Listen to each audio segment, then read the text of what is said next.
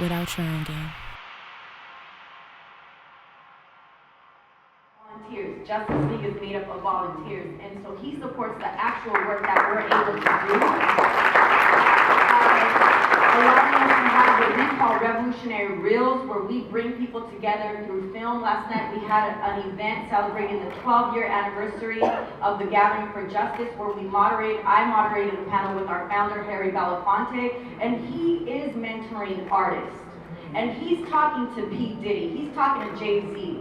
I went to Jay-Z's concert the other night. I kind of like slipped away from work. And he's dedicated, and it was actually work because I got re-inspired to come out even harder, because he dedicated his concert to Colin Kaepernick and to Dick Gregory. He talked about Dick Gregory and his activism and how it was never recognized. Talked to a lot of us about is the fact that we have to meet people where they're at and champion them to our cause. And he's talking to the Diddies that have all this money but don't necessarily feel that they have fulfilled anything with their life. Diddy wants to be mentored by Harry Belafonte. Mr. B talks to T.I., he talks to all these different people. And he says, it is my role, even at 90 years old when I'm tired, to continue to cultivate the next artist. He talks about Paul Robeson being his mentor, and always saying artists are the gatekeepers to truth. They are civilization's radical voice. And so if we as activists think we're going to do it by ourselves, it's not possible. We need our artists to amplify the work that we're doing on the ground. It's the reason why my son is so critical to our movement. Not only is he a man who was formerly incarcerated, but he's also the person that be spitting some fire, things that I can't do. He puts it in some very eloquent, rhyme, and people are moving and grooving to it. And I wish I could do that, but I can't, because there's a lane for me. I'm the strategist, I'm the visionary. And my brother is the one that holds us down, that is able to then take our message and amplify it. And so I hope that we also I'm not saying this, have compassion for everybody who's out there rapping. I gotta say, I wanna point something out. When I was younger, I used to listen to Method Man. And I used to work as a 17-year-old at the welfare department. And this woman would be like, why are you listening to that shit? She's like, oh my God, could you understand it? She's like, when I was younger, we listened to disco. And I was like, okay, cool, I listened to that too. And I said, he's talking about cash rules everything around me, cream, get the money, dollar bill, y'all. I didn't know at the time, at 17,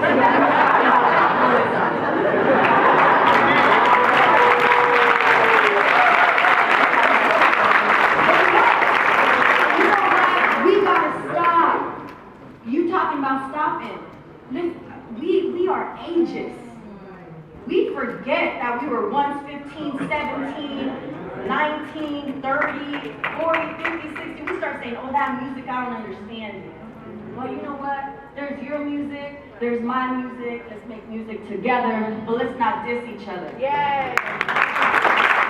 The more we create walls and we create these divisions, we're never going to build collective power, and that's the problem in our communities. We see it firsthand. And so I just kind of want to say that. I think one of the things that I also want to share with all of you, what's next for Justice League NYC is, because of Colin's support, we are launching a new campaign called End the War on Children. And this is about stopping the mass incarceration of our children, stopping the school-to-prison pipeline. They came for our brothers, they came for our fathers, they came for our lovers, they ain't taking our children.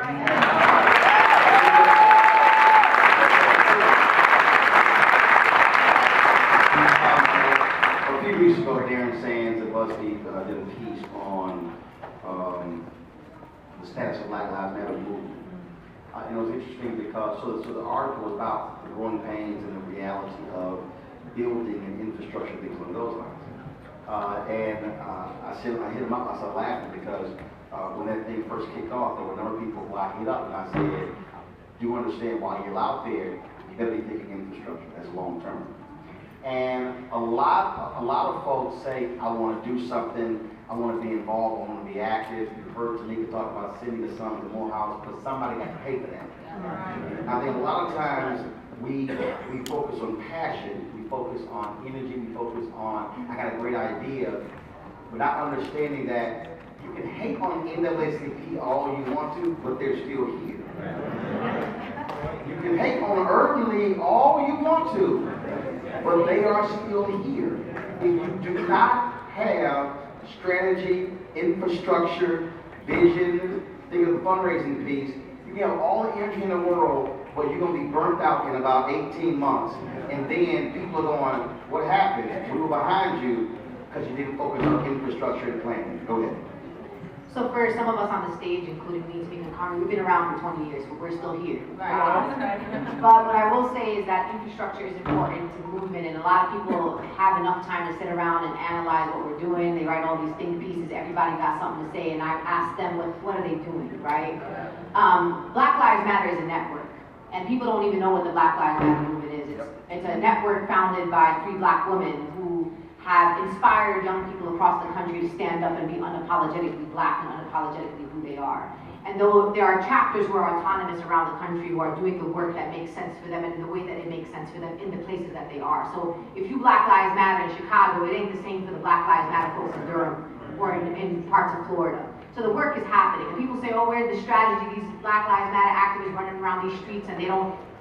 Visionforblacklives.com. They have a policy platform, one of the most comprehensive policy platforms that we have ever seen coming out of any community. So the strategies there, they have taken out district attorneys in places like Chicago and Florida, but people are not given the credit where it's due. Yep. And it's oftentimes young Black kids, young people of color on these streets that are not getting the institutional support from the people who build the infrastructure. And we also understand what infrastructure looks like. The Women's March now could have left on January 21st and said, we did the largest single-day protest in U.S. history, and we good. And we're going to always have that in our pocket. We don't need to do nothing else after that. But we're now a C4 organization. We're a political advocacy organization. Hold on 1 second. Hold on.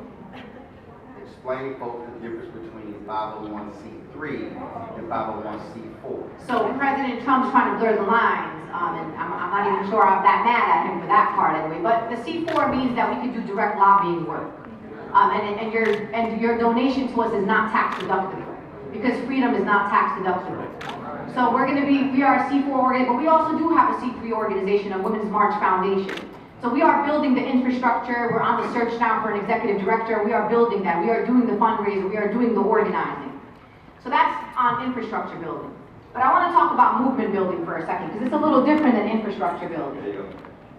The way that the world works, and this country in particular works, is divide and conquer. So they start telling you the Muslims and then the Black people.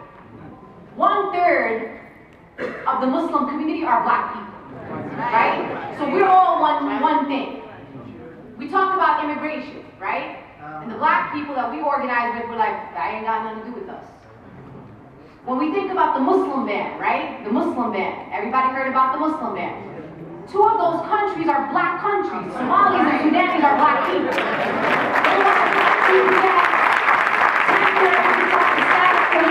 They're Black people, right? Liberians are Black people.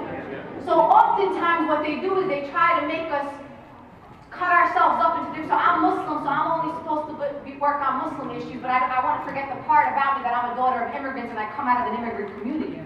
So we can't let them and let the enemy play the game that they played for a really long time. And for the immigrant piece, Linda, extends to Bermuda, Haiti, Bahamas, Jamaica. So we leave that out of the public. Not Mexican or Afro-Mexicano. Exactly. So when we look at also when the program, the Deferred Action for Childhood Arrivals, the DACA program, which gave some sort of legalization to these 800,000 young people, the perception, if it was up to the media, was that they're all a bunch of Central Americans running around, but actually a very significant portion of them, right, are what we call undocumented Black. They are Black people, right? There's also a piece of legislation right now that is going to probably pass. It's also going to stop diversity visas, right? So people who are getting what you know as the green card lottery, that's the only way people from Africa get here. They're also stopping all the sibling family petitions, so people who are trying to bring their brother or sister from another country, if they're U.S. citizens, guess what? That's not going to happen anymore. Ask anybody here who's from Nigeria or from Ghana or from any of these African countries, either you came here on a family-based petition or you came here on the green card lottery. And they're taking that away from us. So the way we're going to win is by understanding that we cannot win alone. And also understanding that our communities have intersecting identities. So we're not just Muslim, we're not just immigrants, we're not just undocumented. You could be actually all those things at one time. And this is what we in the Women's March were trying to put forth, that we are, and Audre Lorde, for folks who know, said this, and it's very important in the way that I organize. She said, we cannot have a single issue struggle because we don't live single issue lives. And they created single issues for us to put us in these boxes, and this is why we don't win. And I'll end by saying this. People will say, yeah, but you know, we won a couple of times here and there. The reason why we don't win is because they always got us pinned up against each other. They always have us in negotiations, and which is why sometimes we do get a little upset with those who are part of organizations with, quote, the infrastructure. Why? Because a lot of the folks with the infrastructure are the ones on the outside being like, don't pay no mind to those young people out here, they're running in the streets, they got no manners, right? When we think about things like the open internet, right? We need the open internet to organize, right? It's how we communicate, it's how we organize, it's how we bring people out into the streets at a time when we have a tool to us. But guess what? There are people with the organizations with the infrastructure that are on the inside. I'm not going to drop names here because it's not my place. But I'll let black folks do that. Down my There are people who are hanging out with Comcast and some of these organizations who want to monopolize the open internet, which takes away a critical tool from us, because we have known for years that black people have been being killed at the streets of our community by law enforcement. But the only reason we know now, and everybody knows, is because there's videos and there's Twitter, and black people have been able to help us tell those stories on a national level. So I'm with you on the infrastructure, but if infrastructure means that you gain credibility so you have higher access to power that continues to oppress our community, I don't want no infrastructure.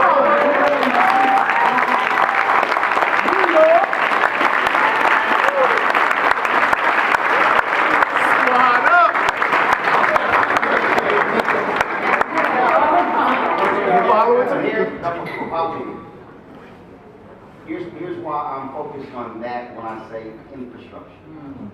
Because those who are activists, they also have to take vacation. They can't leave and then the work stops. It also means how are you creating networks around the country? How are you funding? How are you building staff as well? What we have seen, and a lot of people don't realize it, there has been massive burnout in the past 8 years. Massive burnout. There are activists who are suffering from tremendous PTSD. So while folks are sitting here going, man, I love what you're doing, they're not understanding the tiers and things along those lines. And so we talk about how do you keep the movement going, but you also have to fund the movement. You have to fund it. And so I want us to make a thinking along those lines, because when you step out here, you better be thinking about those things, because, and Reverend, you were next, we are going to get to questions. And so as we are talking about what do, you've got to be thinking short-term, medium range, and long-term.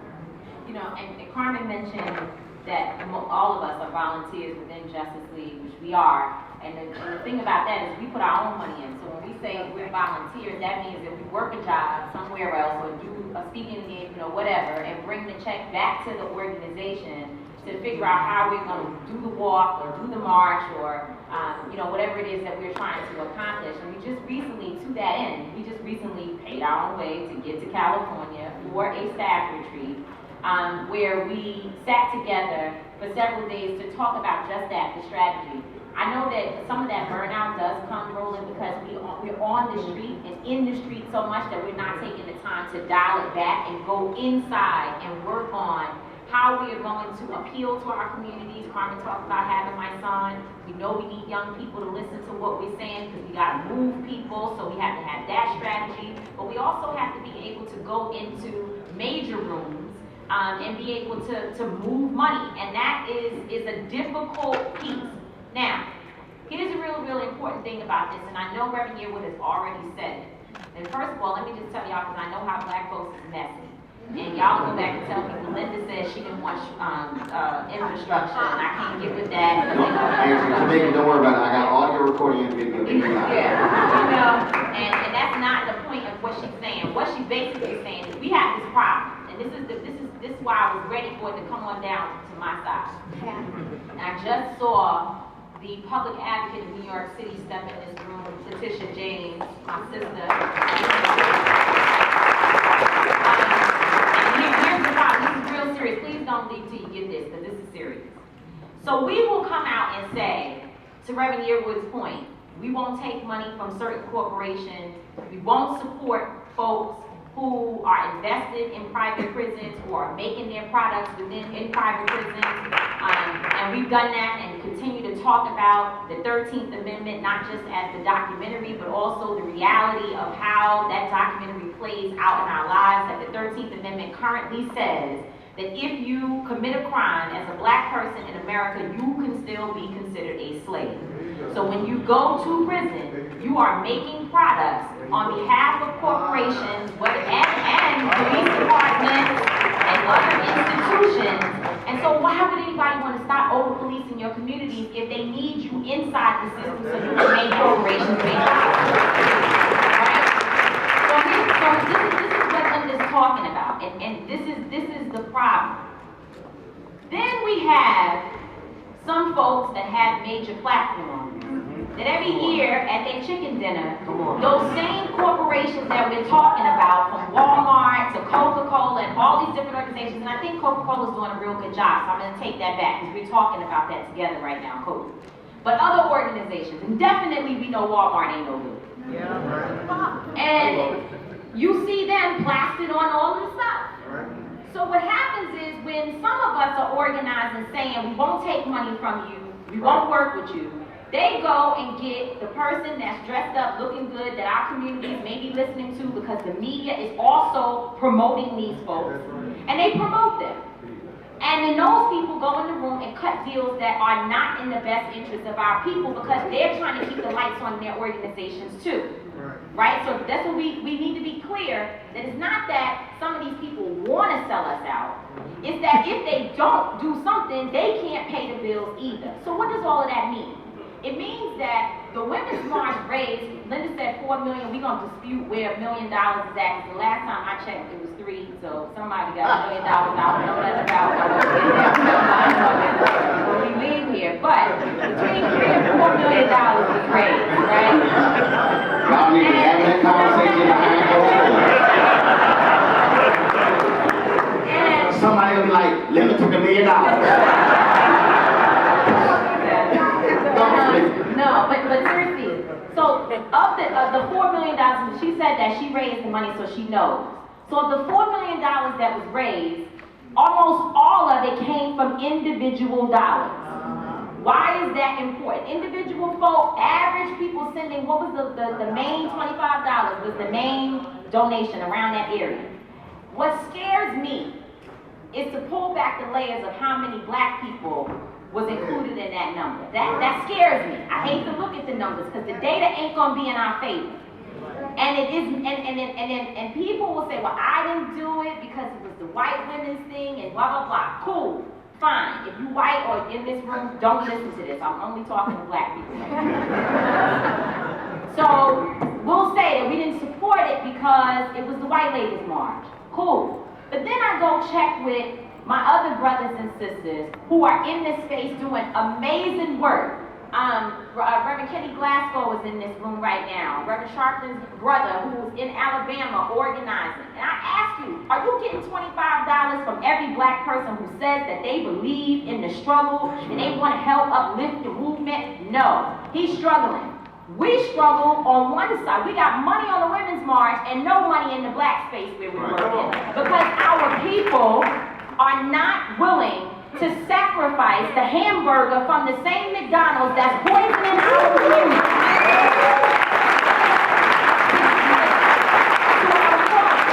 So when you ask us what is next and you talk about how we can fund our own movement, we don't need anybody else. This room has enough money right now, and Roland will, because I've seen him do it, take out the collection plate in a room like this. Oh, I can raise some money. Yeah, and raise money because we have to be willing to put our money where our mouths are. And I know for a fact that we are not doing that. It's little small steps, and I'm going to talk about one more thing and I'm going to be quiet. It's little small steps like saying saying, I'm going to make sure that Erica Ford, who's out in